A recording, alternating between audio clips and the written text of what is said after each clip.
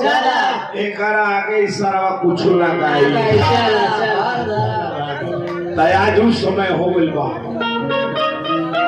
गाना बजाना कहां से कहां तक चल गई राग रागिनी भैया दिनेश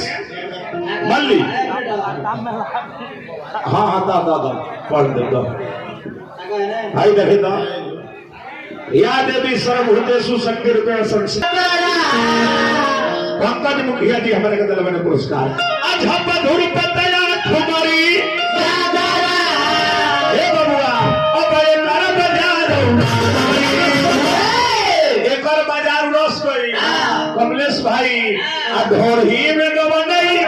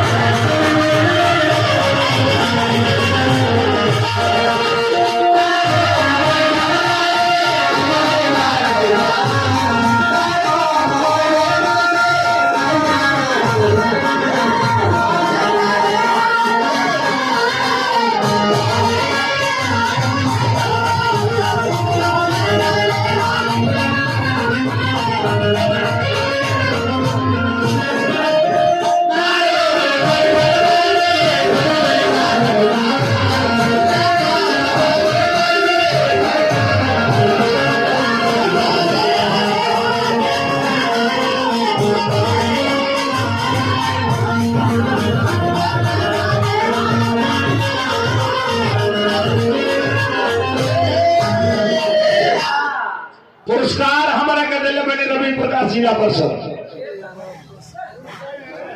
राजकुमार वार्ड नंबर 3 हमारे का दिल मैंने पुरस्कार कमलेश भाई हमारा मिस्त्री साहब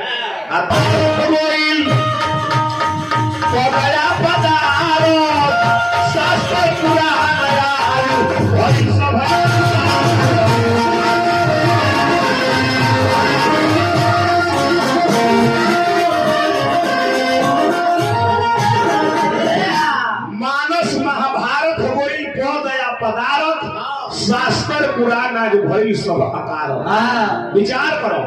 ये घड़ी का कहो नहीं का हो गई बा छुछे गाड़ी नहीं दुवर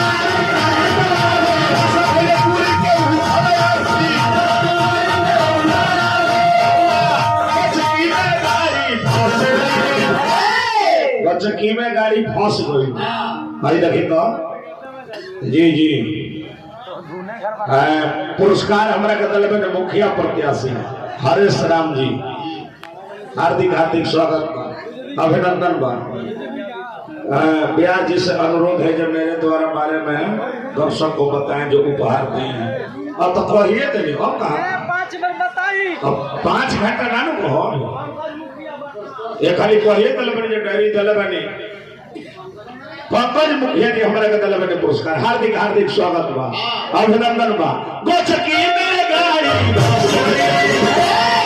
ढोड़ी में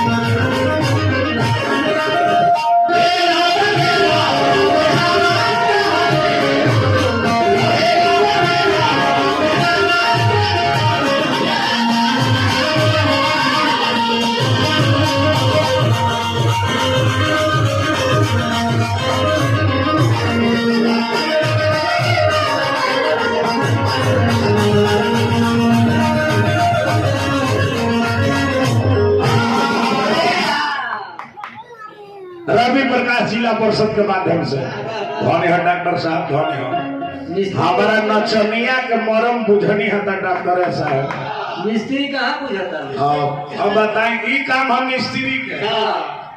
डॉक्टर साहब को बताई तो नचनिया कबले हमारा काटी धस गए डॉक्टर साहब ले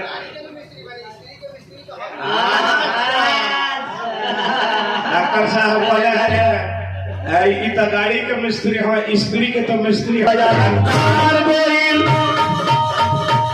संस्कार हो चंदन का दवा